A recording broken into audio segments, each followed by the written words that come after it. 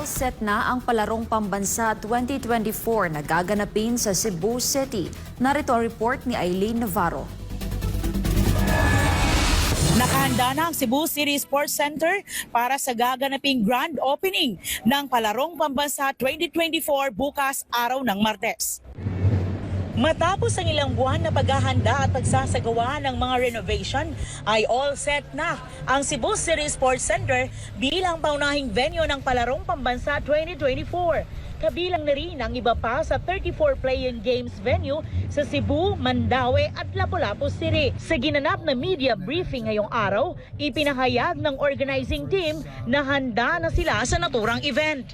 We are really ready with our playing venues. In fact, the Sibira regional meet was a very good experience for all of us because about 80% of our venues are the same venues right now. Ikinatuwa ng DepEd ang mabilis at maayos na preparasyon ng Cebu City bilang host city ng taunang multi-sport event.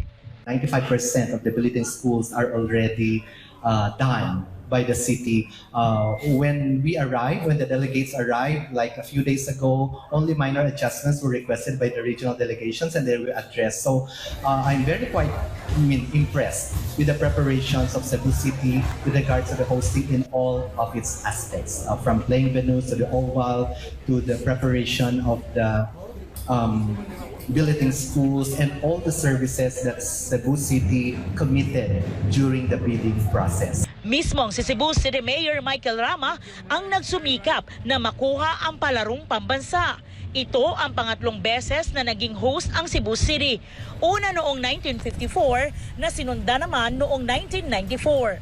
Sa July 11 hanggang 15 ang nakatakdang competition proper ng Palarong Pambansa. Inaasahang aabot sa 25,000 mga atleta, delegado at kanilang pamilya ang dadagsa sa lungsod para sa nasabing torneo ng lakas.